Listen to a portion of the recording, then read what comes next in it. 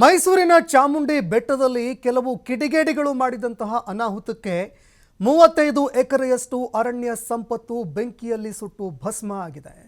ಇದಕ್ಕೆ ಸಂಬಂಧಪಟ್ಟಂತೆ ನಿನ್ನೆಯಿಂದ ಬೆಂಕಿ ನಂದಿಸೋದಕ್ಕೆ ಅರಣ್ಯ ಇಲಾಖೆ ಹಾಗೂ ಅಗ್ನಿಶಾಮಕ ದಳದ ಸಿಬ್ಬಂದಿಗಳು ಶತ ಪ್ರಯತ್ನವನ್ನ ಮಾಡಿದರು. ಕೊನೆಗೂ ಬೆಂಕಿ ನಂದಿಸುವಲ್ಲಿ ಯಶಸ್ವಿ ಕೂಡ ಆದರೂ.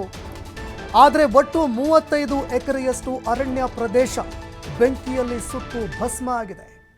ಅರಣ್ಯ ಸಂಪತ್ತು ಬೆಂಕಿಗೆ ಆಹುತಿಯಾಗಿದೆ. ಇದರಿಂದ ದನಗಾಹಿಗಳ ಮೇಲೆ ತೀವ್ರವಾದಂತಹ ಪರಿಣಾಮ ಬೀರುತ್ತೆ.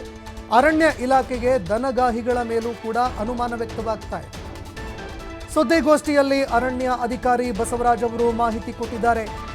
ಯಾವುದೇ ಪ್ರಾಣಿ ಪಕ್ಷಿಗಳಿಗೆ ಹಾನಿಯಾಗಿಲ್ಲ. ಕಿಡಿಗೇಡಿಗಳು ಬೆಟ್ಟದ ಒಣ ಹುಲ್ಲಿಗೆ ಬೆಂಕಿ ಇಟ್ಟಿದ್ದಾರೆ.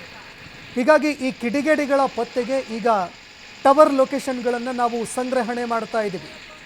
ಘಟನೆಗೆ ಸಂಬಂಧಪಟ್ಟಂತೆ ಎಫ್ಐಆರ್ ದಾಖಲು ಮಾಡಲಾಗಿದೆ. ಅನುಮಾನಾಸ್ಪದ ವ್ಯಕ್ತಿಗಳ ಮೇಲೆ ನಿಗಾ ಕೂಡ ಇಡಲಾಗಿದೆ. ಚಾಮುಂಡಿ ಬೆಟ್ಟಕ್ಕೆ ಬರುವಂತಹ ಪ್ರವಾಸಿಗರು ಎಚ್ಚರಿಕೆ ವಹಿಸಬೇಕು. ಸುದ್ದಿಗೋಷ್ಠಿಯಲ್ಲಿ ಅರಣ್ಯಾಧಿಕಾರಿ ಬಸವರಾಜ್ ಅವರು ಹೇಳಿಕೆ ಕೊಟ್ಟಿದ್ದಾರೆ.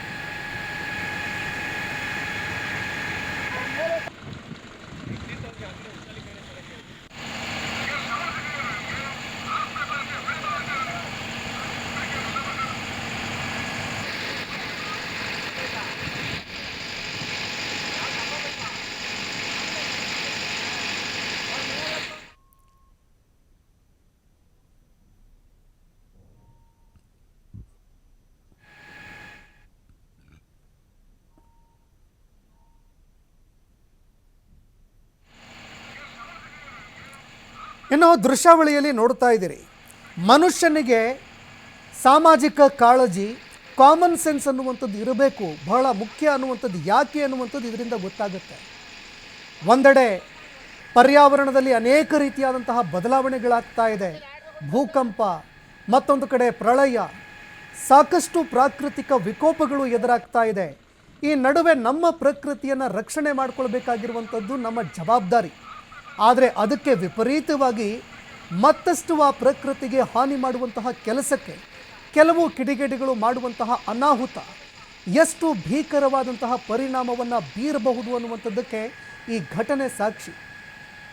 ಇನ್ನಾದರೂ ಈ ಕಿಡಿಗೇಡಿಗಳು ಸಮಾಜ ದ್ರೋಹಿಗಳು ಅಂತ ಹೇಳಿದರೂ ಕೂಡ ತಪ್ಪಾಗೋದಿಲ್ಲ. ಇವರಿಂದ ಸಮಾಜಕ್ಕೆ ಯಾವುದೇ ರೀತಿಯಾದಂಥ ಉಪಯೋಗವಿಲ್ಲ. ಈಗಾಗಲೇ ಪ್ರಕೃತಿ ವಿಕೋಪಗಳನ್ನು ನಾವು ಎದುರಿಸಿ ಅನೇಕ ರೀತಿಯಾದಂತಹ ಅನಾಹುತಗಳಿಗೆ ತುತ್ತಾಗ್ತಾ ಇದ್ದೀವಿ. ಈ ನಡುವೆ ಚಾಮುಂಡಿ ಬೆಟ್ಟಕ್ಕೆ ಯಾರೂ ಕೂಡ ಊಹಿಸಲಾಗದಂತಹ ಘಟನೆ ಇದು. ಇಡೀ ರಾತ್ರಿ ಅಗ್ನಿಶಾಮಕ ದಳದ ಸಿಬ್ಬಂದಿಗಳು ಹರಸಾಹಸಪಟ್ಟು ಬೆಂಕಿ ನಂದಿಸಿದ್ದಾರೆ.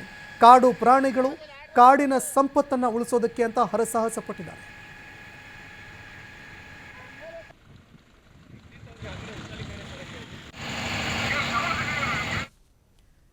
ಇನ್ನು ಚಾಮುಂಡಿ ಬೆಟ್ಟಕ್ಕೆ ಬಿದ್ದಂತಹ ಬೆಂಕಿಯಲ್ಲಿ ಚಿರತೆಗಳು ಜಸ್ಟ್ ಮಿಸ್ ಆಗಿದೆ.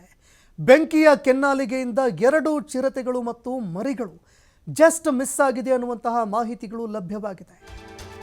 ಕೂದಲೆಳೆ ಅಂತರದಲ್ಲಿ ಬೆಂಕಿಯ ಕೆನ್ನಾಲಿಗೆಯಿಂದ 2 ಚಿರತೆಗಳು ಹಾಗೂ ಮರಿಗಳು ಪಾರಾಗಿದ್ದಾವೆ.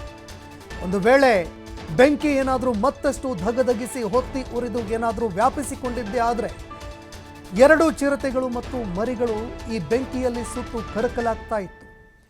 ಅರಣ್ಯ ಇಲಾಖೆ ಅಧಿಕಾರಿಗಳ ಕ್ಯಾಮೆರಾದಲ್ಲಿ ಈ ದೃಶ್ಯ ಕೂಡ ಸೆರೆಯಾಗಿದೆ. ಅರಣ್ಯಕ್ಕೆ ಬೆಂಕಿ ಬಿದ್ದಂತಹ ಹಿನ್ನೆಲೆಯಲ್ಲಿ ಮತ್ತೊಂದು ಸ್ಥಳಕ್ಕೆ ಚಿರತೆಗಳು ವಲಸೆ ಹೋಗ್ತಾ ಇರುವಂಥದ್ದನ್ನು ಕೂಡ ನೀವು ನೋಡ್ತಾ ಇರಬಹುದು. ನೋಡಿ, ಈ ಮೂಕ ಪ್ರಾಣಿಗಳು, ಕಾಡು ಪ್ರಾಣಿಗಳು ಕೆಲವೊಂದು ಜಾಗಗಳನ್ನು ತಮಗೆ ವಾಸವಾಗಿರೋದಕ್ಕೆ ಅನುಕೂಲಕರವಾಗಿರುವಂತಹ ಜಾಗವನ್ನು ಆಯ್ಕೆ ಮಾಡಿಕೊಂಡಿರುತ್ತೆ.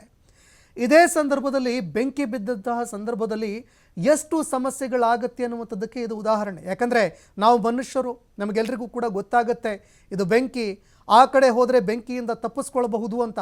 ಆದರೆ ಸುತ್ತಲೂ ಬೆಂಕಿ ಹೊತ್ಕೊಂಡು ಬಂದಂತಹ ಸಂದರ್ಭದಲ್ಲಿ ಈ ಮೂಕ ಪ್ರಾಣಿಗಳಿಗೆ ತಪ್ಪಿಸ್ಕೊಳ್ಳೋದಕ್ಕೆ ಜಾಗ ಹೇಗಪ್ಪ ಗೊತ್ತಾಗುತ್ತೆ?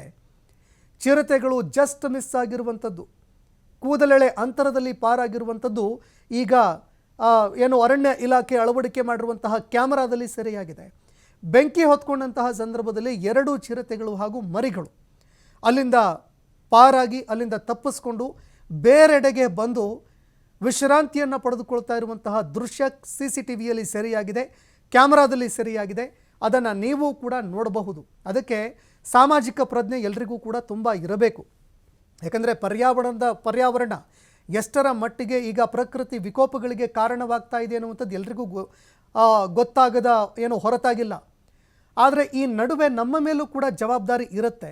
ಒಂದು ಸಣ್ಣ ಬೆಂಕಿ ಕಿಡಿ ಏನಾದರೂ ಬಿದ್ದರೆ ಎಂತಹ ಅನಾಹುತ ಸೃಷ್ಟಿಯಾಗಬಹುದು ಅನ್ನುವಂಥದ್ದಕ್ಕೆ ಈ ಒಂದು ಘಟನೆ ಸಾಕ್ಷಿ. ಹೀಗಾಗಿ ಚಾಮುಂಡಿ ಬೆಟ್ಟಕ್ಕೆ ತೆರಳುವಂಥವ್ರು ಯಾರಾದರೂ ಅಷ್ಟೇ ಸಾಮಾಜಿಕ ಪ್ರಜ್ಞೆಯನ್ನು ಮೆರಿರಿ. ಅದೇ ರೀತಿಯಾಗಿ ಇಂತಹ ಅನಾಹುತಗಳಿಗೆ ಎಡೆ ಮಾಡಿಕೊಡಬೇಡಿ ಅಂತ TV5 ನಿಮ್ಮಲ್ಲಿ ಮನವಿ ಮಾಡಿಕೊಳ್ತಾ ಇದೆ.